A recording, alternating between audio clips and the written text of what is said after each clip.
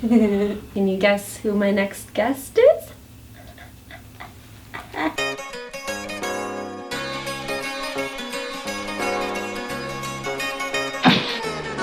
Introducing Canada's next Prime Minister, Jagmeet Singh and What's up? How are you feeling? Really excited. I've watched this, but I've never been on it. And this is the first time. It's pretty exciting. It's my first time interviewing you. It's true. Yeah. We've known each other a long time. We've known each other for 7 years. It's true. I don't know if your viewers know this. What? One of my most ride or die supporters who's been through so many thick and thin moments is this person right here. Gideon, my ray of sunshine. You literally have been there. That's a nice There's been, no, it's true. You've literally been there at events where there have been only all Babe and then Gideon. Yeah. I'm like #1 supporter, obviously. If you This is amazing. That is so awesome. Mine is definitely the sweaty Well, that's one. definitely not my favorite mix. I don't know who the designer is. Claim your freaking tea. I would say the middle one. This Eyes one are is pretty good. cool too, right? Like the placement, the eyes right in the armpit. Can I just note your cup choice? Yes. Pretty cutie pie. So, Jagmeet's not even drinking cha on my chocolate cup setting. I'm gonna let people know. You were supposed to tell It's a phony. anybody. No, it's a phony chocolate cup setting. Can you take a close up here? It's water. Oh, I spilled a little bit. Just don't mind that there. Oh my. Welcome back. First question. Yes. How did you meet KayRay? We're getting right into the questions. Yeah, you are. Oh, I actually Do you remember. remember? I 100% remember. This would have been a bit awkward if I didn't remember. I'm like, what the hell? Back when I was a practicing lawyer and I was not into politics, I used to be involved with a group that would do Know Your Rights seminars in universities. Are we allowed to say the group? Yeah, for sure. Sick Activist Network. Sick Actors Network. At York University, at the seminar, the most excited about the event was Gideon, and I was like, wait a second, why does she want to know about her rights so much? But at the end of the event, I met you and Gideon actually, and I said what's up to you, and it was cool. I want to know your perspective. This is actually really interesting. It's so different. So we came and we're like, oh my god, it's Jagmeet Singh. This man, he dresses in suits. He's coming to our school, and we got to talk to him. So we're like, okay. So I seen you speak before, but I never went up to you. I was too shy.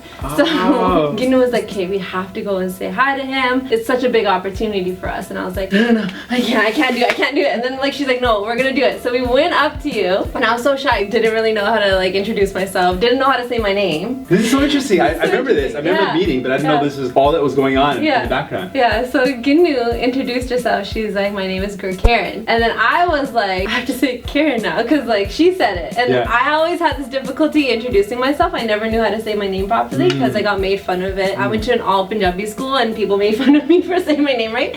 Also, my teacher made fun of me. So yeah, so I always had this trouble introducing myself, which is so weird. I was about to say my name like Karen, and then you literally called us out right then. No way. Yeah, and ever since then I've been saying my name correctly. No You're way. Like, oh, your name's Gideon and Gideon, and I'm like, but I was gonna say it, but she said it. We have the same goddamn names. I actually really believe that we need to celebrate who we are, whatever your background is, whatever makes you celebrate it. And the first part of that is like saying your name. Your name correctly, yeah. I've also seen that development. Like Gideon was legit, you would not imagine this now knowing Gideon's very boisterous and effervescent personality. You're bubbly and like outgoing and confident. You just put yourself out there, which is so cool. But before, for everyone who's shy and like, I can never be like Gideon, I can never be a public speaker like that. No, seriously. You literally were super shy. Yeah, like, I keep telling my friends that. No, like, it's so true. Gideon literally would have difficulties just saying hi to people. Yeah. And now you're so confident. It's so awesome. Actually, I have a little story. Okay. When I was a kid, went through this phase where I was like epically shy. So I love pizza. My parents would kind of say, okay, we'll do a pizza party. Translates to, we're gonna order pizza today. Yeah. So they would say, okay, Jagmeet, I was the oldest sibling, order the pizza. And I was like, all right, cool. I couldn't do it though. I was so shy,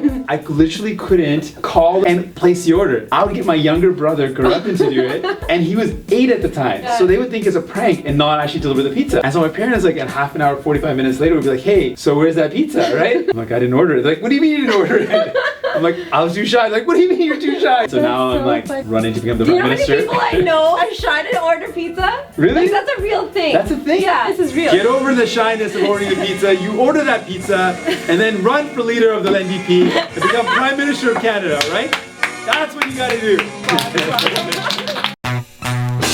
I'm gonna ask you a bunch of questions. Okay. And you're just gonna answer the first thing that comes to mind. Sure. Who's your celebrity crush? I want to say pineapples because that was the first thing that came to my mind. It was Sierra. It was Sierra. Sierra? Yeah, literally was Sierra. Oh my god, I love Sierra. Me too. And so now she's with a great person and everything is, happy. Doing well. She's doing well. So, I will not be a homewrecker. But But I thought Sierra was pretty cool. Favorite city to travel to? Oh man, I want to be all Canadian and talk about like, Victoria is a recent city that I've discovered is super amazing. Montreal's probably been one of the cities that I've visited the most. New York, and a random city that I really enjoyed. My brother and I went on a trip there. We fell in love with the city was Stockholm in Sweden. Favorite restaurant in Toronto? Biblos. Biblos is one of my favorites. I also like House and Road a lot. And I also got to give a shout out to Dave Sidhu, who is a Mexican food empire. So all the Playa Cabanas that you've ever been to, those are his spots. In Toronto? All in Toronto. How many bikes do you own? Oh my goodness. I own literally probably 7 bikes. How do you keep that beard looking good as F? Okay, well thank you first of all for acknowledging the beauty of this beard. You know, I literally don't do anything. I just comb it. Wow. That's it. Once in a while I put like some coconut oil, wash, comb. I basically wake up like this. Flawless. What are your fashion do's and don'ts? I like things that are well tailored. Not too many things that pop, so everything else is clean. And then one thing that pops, normally it's this thought. I try to support made in Canada stuff. Yeah, you do. My shirt's made in Canada right now. Oh, amazing. Yes. What would you never wear? See, things that I used to do. Ed Hardy shirts. Sorry, Ed Hardy, but that's a little gaudy. And the second thing is, I used to wear velour tracksuits a lot.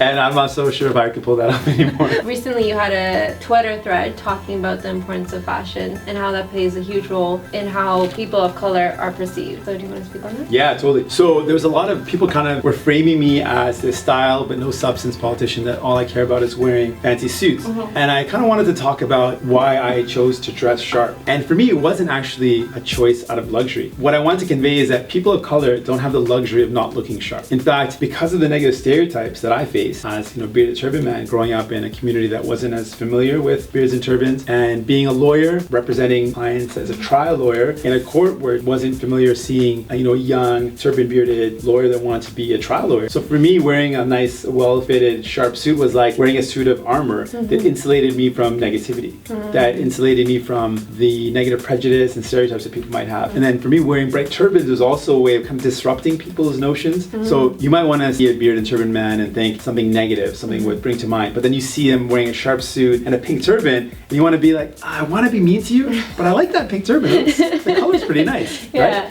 It became a way of disarming people almost, and a conversation starter. So that's so cool. Yeah, it wasn't something that I did because I loved fashion. For me, it was kind of a necessity. You'd find people of color have to do kind of more and work harder and present themselves as even more qualified, more capable. To be taken seriously. I feel like there's a pressure for me to deliver and to excel because of the prejudice otherwise that was there. And the way I overcame them is that same thing, the idea of really digging deep and realizing that we all have our value, we all have a self-worth. So I hear you're running for federal leader. Can you tell us more about your campaign? What I'm doing is I'm running to become the next leader of the federal NDP. So to put into kind of context, people are like, well, what does that mean? And then I say, do you remember Jack Layton? They're like, yeah, I'm running to be Canada's next kind of Jack Layton. And they're like, what? That's crazy. I go, the next level to that, which is even more mind-blowing, is what I'm actually doing is, if you walk it through, the leader of a party will actually in the next election run to become the next prime minister.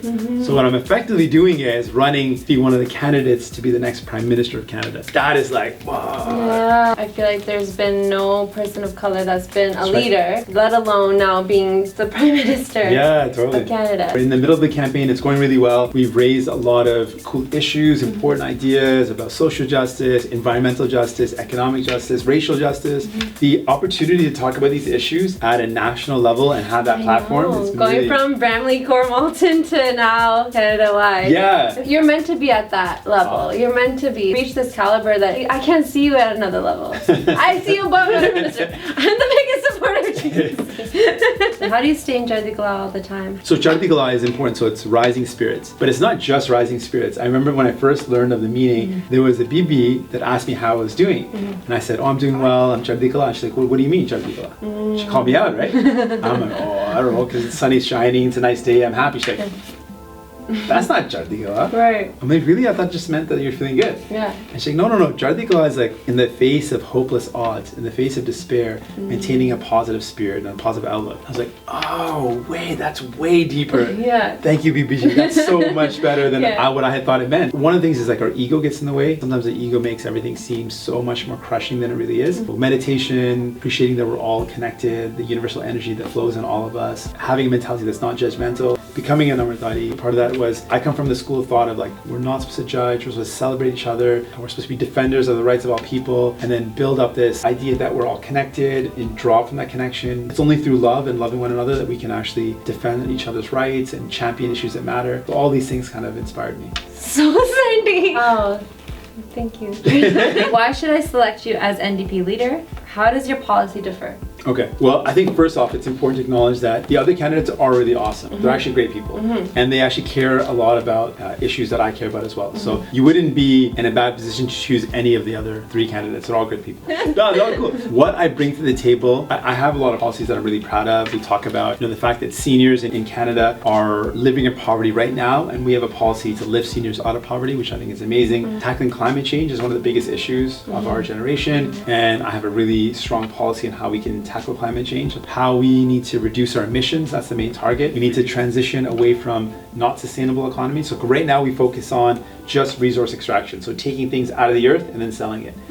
There's a limit to that. There's a limit to how much is actually in the earth, but there's also a limit to that technology. A lot of that technology is outdated. It's not going to be the technology of the future. We know that people are moving towards electricity and electrification. Electric cars is a real thing. So there's going to be less and less of demand of certain resources like fossil fuels, for example. So we need to transition people into jobs that are sustainable, that are long lasting.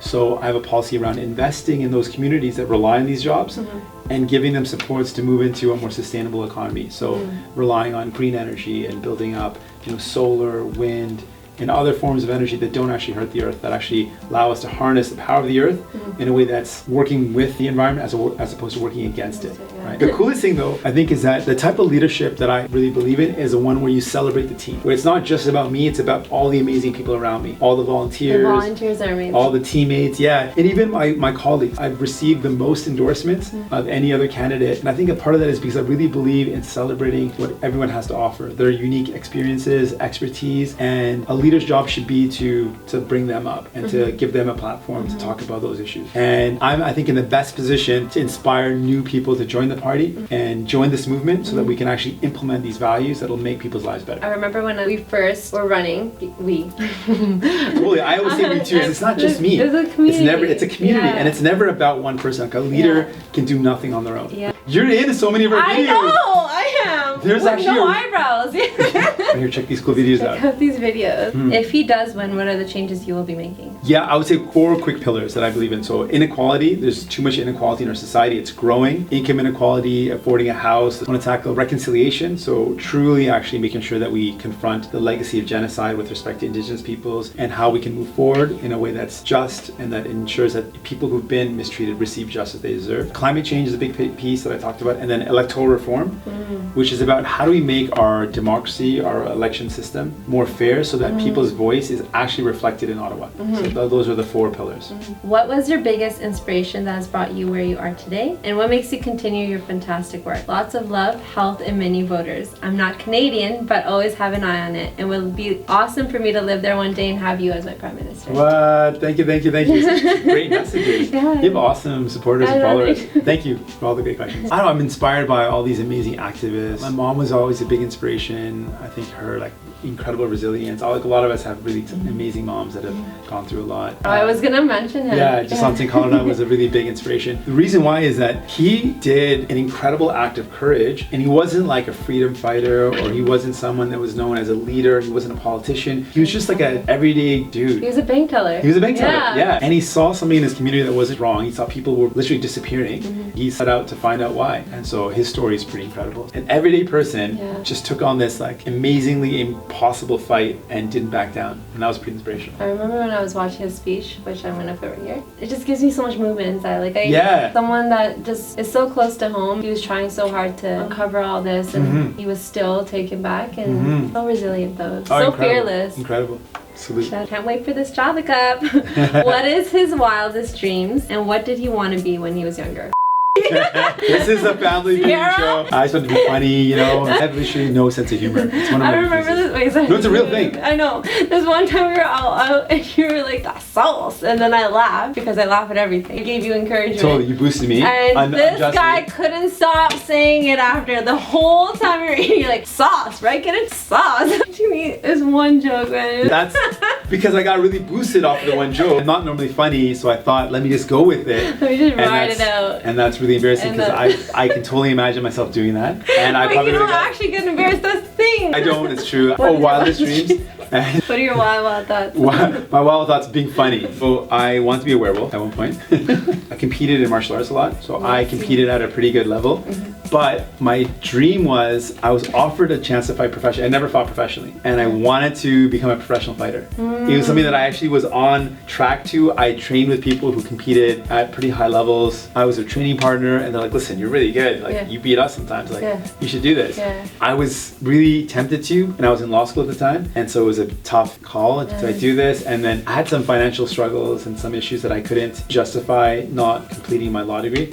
So that's one of my things that I wanted to do, and I could see myself doing well in. But it's okay. I'm happy with what I've done. It's good. It's not bad. Excited at the possibilities of what may come from your leadership, but can you please clarify your stance on Israeli occupation of Palestine? Okay, for sure. I actually had a chance to go to Palestine and see the impact of settlements on the lives of people, the way that it frustrates day-to-day life in addition to the peace process. I've seen how military occupation by Israel in Palestine is something that creates a lot of tension in the lives of people, is oppressive. So I've seen that difficulty. I believe that Palestinian people need to have their ability to live in peace and dignity and sovereignty, to have self-determination, to determine their own future. So it's something that I strongly believe in. What are your thoughts on the current political climate in the States with everything from Charlottesville to the Trump administration? How can we shift the mindset of people who are living in fear right now? First of all, we need to call it out. It is horrible what's going on. We have a president who was elected on a misogynistic, xenophobic, Islamophobic,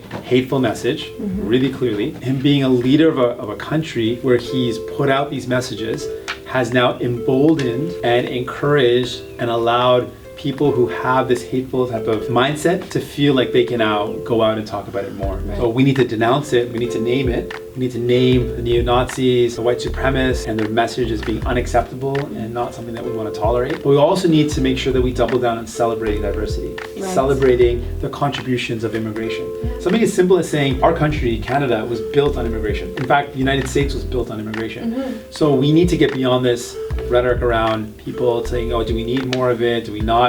Listen, we're only in this position because of immigration. It's something we need to celebrate, talk about it in a positive way, talk about the contributions of so many different people, not just to the cultural richness of our country, not just the fact that we have such amazing cuisine because of it, but literally it's actually fueled our economy. There's an economic advantage to immigration. So it's something that helps us on a social level, on a societal level, on a cultural level, and on an economical level. And we need to celebrate that.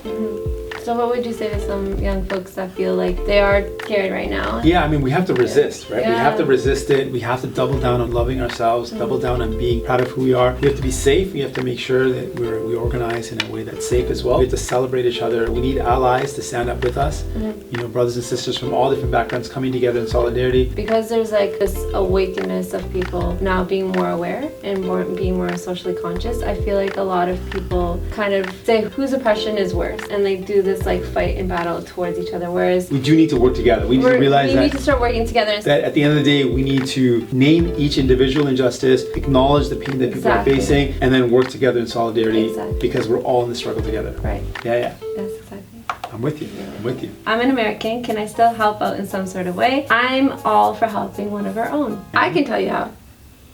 Let your family know from Canada. Let your friends know in Canada. Let your network. You know people in Canada. I know you do. There's so many people obviously that want to support you in some sort of way. Let your family know. We're gonna hire Kitten as our PR. I'm not really sure. Yeah, totally. Spread the word. Spread the word. Retweet, Use like your things. social media. 100%. Use this video as an opportunity for people to know. All right? What she said. Jagmeet Singh asked a question. This guy. Oh yes. This guy. Who's Jagmeet Singh? He's always on my page. What is his question? I'm so curious. So weird. He said, ooh, me. I have a question. Why does Jagmeet like it so much? Because she's literally a bright ray of sunshine in a world that sometimes is dark and dreary. How are you gonna let the people know how they can support you? Okay. What is the guy do? I like it. You're like, what do you gotta do? What you gonna do? Or August 17th, you have to become a member. That's the first thing. Anyone who is a Canadian permanent resident or a citizen, you can sign up if you're 13 or older, become a member. And if you're a member of the NDP, you can vote in the upcoming election, which is just a month away in September. Second thing though is donations. Our campaign is funded all through the love and support of everybody. We've opened 2 campaign offices, full functioning offices, one in Vancouver, or one in Surrey specifically, and one in Mississauga. We have staff across the country. I gotta fly across the country to meet people. All this has got to be fundraised by the people. Any amount, $5, $10, $20, it all helps. Donating and becoming members, both those. If you watch this, comment below Jag for PM. If We you actually have a watch- JS for PM. For me, they're gonna say Jag for PM, and you know they're KayRay supporters. Yeah, then you know they're KayRay supporters. That's true. It's really Thank you. fun. One of my mentors, by the way, guys. Jagmeet Singh. How cute is this picture right now? There's better a lot of cuteness here. Can you put like cuteness point on like 1,000? Hey everybody, we have a special guest with us today at Jaw the Cup. My name is Kiran, and we have an amazing NDP leader. How are you? NDP leader, my name is Jagmeet Singh, actually. Oh, great to meet you, Jagmeet. Yeah, so I really like the fact that you're here, getting my ray of sunshine. Oh, so I have all these questions that all my followers, they want to, all my thousands and thousands of fans, my millions of fans. That's so great. We have all these questions we want to ask you. So let me tell you about those questions right now. Okay. So first off, they want to know why you are running for leader. What makes you care? I am the greatest. Okay. Yep. That's all. That's really conceited of you. So you want results? Vote for me. Do it for the culture. You know? Do it for the culture. Whoa. For the culture. Hey!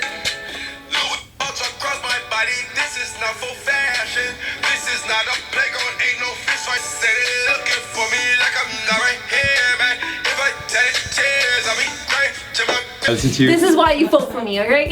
Thank you, KayRay. You're pretty aight. Yo, you're pretty alright too. Thanks for joining me in the Jaw the Cup today. Thanks so much. So sweat in this jacket. Everyone, this is the next Prime Minister of Canada. Just letting you know he's on my show. I'm pretty big deal as well. Yes, Kiran's a huge deal. You can also support me by supporting Kiran. Oh wow. Yeah. Actually, have a link. I do have a link. Yeah. Did you see the link? Click the link below. Yeah, click the link. Subscribe. Right here. Subscribe, comment. Subscribe link. me. Subscribe me. Join the NDP party today. Yes. So you can get your vote for Jagmeet Singh. Canada-wide! Jagmeet Singh NDP.